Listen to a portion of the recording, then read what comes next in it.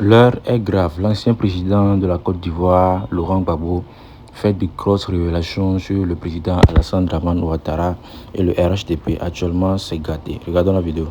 Camarades peu d'Afrique, peu de Côte d'Ivoire. Vous qui n'avez pas connu le président Laurent Gbagbo dans l'opposition, face à feu le président Félix Houphouët-Boigny et feu le président Henri Konan Bédié, venez voir le monsieur là, comment il dirige son parti étant dans l'opposition. Frère, le monsieur là a repris sa chose. Rien ne sera plus comme avant au PPACI. Rien ne sera plus comme avant en Côte d'Ivoire. Et tu es drôle lui-même, il sait que ouais, il y a quelque chose qui a commencé. Frère, on va suivre, on va écouter le tacticien Laurent Gbagbo. Et puis bon, on va décortiquer. On est parti. Il faut qu'une partie de la somme récoltée par le fédéral sur la vente des cartes d'adhésion reste dans la fédération. Voilà. Ça, c'est normal. On faisait 10%, on va faire 10%. On va faire 10%. C'est comme une autre mesure qui, dans chaque, que je vais dire à ceux qui vont constituer les structures du parti, dans chaque structure, il faut qu'il y ait au moins 30% de femmes. Il faut qu'il y ait au moins 30% de femmes. Parce que si on ne fait pas ça, on ne va pas créer les vocations de femmes. Il faut qu'il y ait 30% de femmes. Vous pouvez le dire, l'annoncer, parce que moi-même, je vais prendre une mesure pour le rendre obligatoire. Voilà. Il faut qu'on promeuve les femmes. Par ailleurs, le président a insisté sur le travail de terrain sans complexe en vue de rendre le parti plus fort. Il faut que les comités de base soient installés. Parce que c'est ça le point de départ. S'il n'y a pas de comité de base, il n'y a pas de parti. Parce que s'il n'y a pas de comité de base, il n'y a pas de section, il n'y a pas de fédération, il y a pris la décision selon laquelle il faut confier tout le Nord à Malik. Parce que... Écoutez, ce que je vois là, c'est pas agréable. Parce qu'on peut être peu nombreux et digne. On peut être peu nombreux et présenter un travail agréable. Travailler. Travailler à l'implantation. Quand le parti n'est pas implanté, il arrive ce qui arrive dans un champ de riz. On attend le riz du bas-fond. Et chacun au village devient acheteur. Donc quand tu viens, on te demande l'argent pour acheter le riz. Du bas-fond que tu as traversé en venant.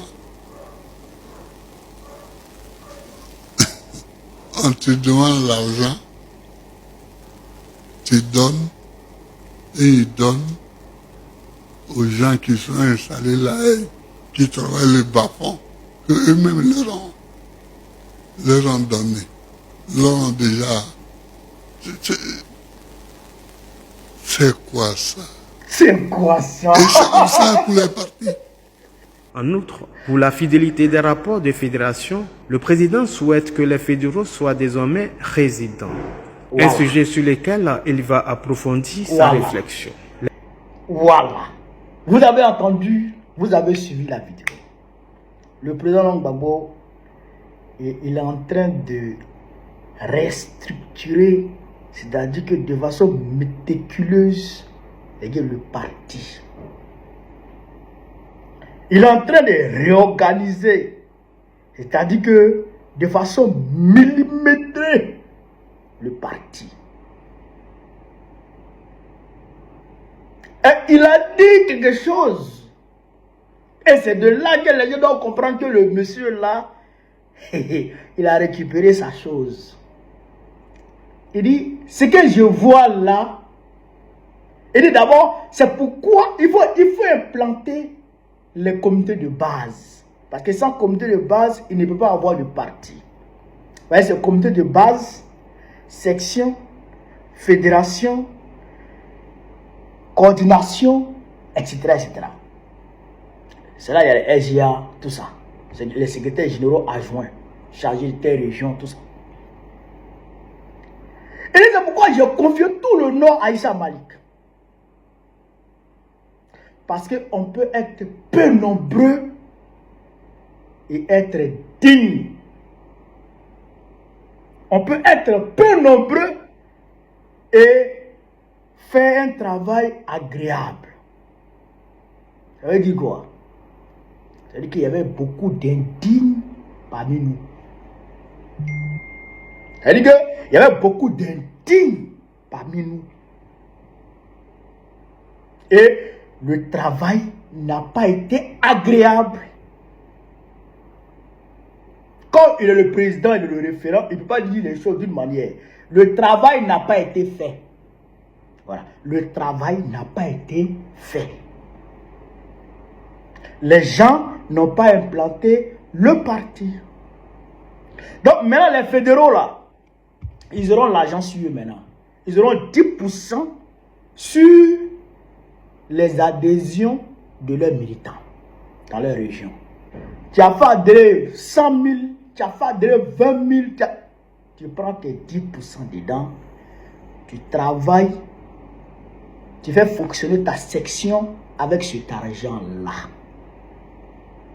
Donc déjà, toi-même, on te donne une autonomie sur le terrain, déjà. Et au-delà de ça, les fédéraux doivent être maintenant des locaux. Le fédéral de Kani ne peut pas vivre à Abidjan. Toi, tu es fédéral de Kani, et puis toi, tu vis à Abidjan. Tu travailles à Abidjan. Donc, comment tu fais pour implanter les structures de base de chez toi? C'est ça. C'est ça la question. Mais tu ne peux jamais être efficace. Tu ne peux jamais être efficace. Alors qu'à l'heure où nous sommes là, nous sommes à l'heure des corps à corps, de bouche à oreille. C'est-à-dire qu'on doit prendre d'assaut les grains. Oui. Quand les gens sont en train de faire thé comme ça, là, tu les cibles. Tu vas les prospecter.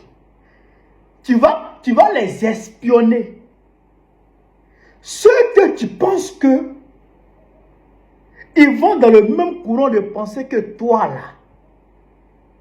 Eux là, tu essaies de les approcher. Tu parles avec eux et tu les prends, tu les mets dans ta section. Tu les mets dans ta structure de base, dans une structure de base dans ta localité. Et tu les mets au PPAC, tu les envoies au PPAC. C'est ça que nous devons faire. Et au fur et à mesure, dans chaque grain, on doit prendre au moins 2 personnes, 3 personnes, 4 personnes, un peu. Quand tu as convaincu Madou, Madou peut convaincre Yao. Yao, à son tour, peut convaincre Dibé.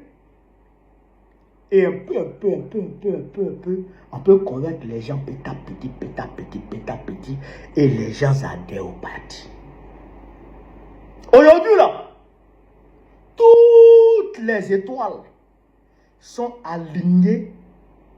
C'est-à-dire que pour que le PPACI soit le parti le plus fort en Côte d'Ivoire, toutes les étoiles sont alignées. Aujourd'hui, là, toutes les conditions sont réunies. Pour que nous soyons le parti le plus fort en Côte d'Ivoire, il faut juste les hommes qu'il faut, le courage et puis un peu de moyens. C'est tout. Il faut juste parler avec les gens. Il faut avoir le courage de parler avec les gens. Les fédéraux, les plaisantins, là, il faut les amener de nos pieds. Quoi. Président, en tout cas, moi, je suis content. Je suis content. Je suis régalvanisé. Actuellement, là, quand je pense au parti, je me dis, il y a de l'espoir. Parce que toi-même, camarade président, camarade référent, tu as repris les choses en main. Et comme moi, des millions de militants sont revivifiés, sont regalvanisés, sont remobilisés. Ils sont prêts à vous accompagner. Ils sont prêts à se mettre à votre entière disposition. C'est ça qui est la vérité. L'autre là, c'était pas bon. C'était pas bon du tout. Parce que si le président lui-même, il n'avance pas avec les choses, il ne pousse pas les pions, les gens vont faire le faux travail. Les gens vont faire du faux travail et c'est sur lui qu'on va retomber. On dira demain que Gbagbo n'a pas achevé son combat. On dira demain que Gbagbo n'a pas achevé son combat. Oh! C'est le combat de Gbagbo. C'est le combat de Gbagbo. Gbagbo doit veiller à ce que son combat soit achevé avant qu'il n'aille se s'asseoir. Ça, c'est une réalité. Donc, ils vont savoir choisir les hommes qu'il faut à la place qu'il faut pour que le travail soit fait. Tout le monde aujourd'hui parle de Gbagbo. Tout le monde aujourd'hui, Gbagbo avait raison. Tout le monde dit ça. Tout le monde. C'est-à-dire que 90% de la population ivoirienne est prédisposée à entendre la parole de Gbagbo. Les gens sont dans leur foyer, sont dans leur village, sont dans leur hameau, sont dans leur quartier. Ils attendent que nous venions vers eux pour leur parler de Gbagbo pour qu'ils nous suivent. Et le terrain est déjà balisé. Gbagbo a déjà fait le travail. Par son humanisme, par ses paroles de vérité, par ses prophéties, je dirais par ses paroles qu'il a dites et qui se réalisent. Je ne ferai pas de lui un prophète au point de l'idolâtrer, mais ses prophéties d'aide. Aujourd'hui, les gens savent que c'est Gbagbo qui avait raison et c'est Gbagbo qui est l'homme qu'il faut pour les Ivoiriens. Tout le monde sait ça. Tout le monde est d'accord avec ça. Même ceux qui ne le disent pas savent que c'est ça qui est la vérité. Donc il faut parler, il faut faire du corps à corps avec les gens. Leur parler de Gbagbo. Et c'est les gens comme ça que le président doit nommer. Pas les ronfleurs. Tous les ronfleurs là, le président, il faut les mettre au placard. Il faut créer des commissions, des commissions, des postes placards où les gens vont aller, où ils vont aller réfléchir là-bas. Les gens là, il faut les mettre là-bas. Comme ça, nous autres là, on va travailler sur le terrain. Voilà. Nous, on va travailler sur le terrain. Nous, c'est le terrain qui nous intéresse. Nous, c'est le corps à corps qui nous intéresse. Nous, c'est la mobilisation qui nous intéresse. Nous, c'est l'implantation du parti qui nous intéresse.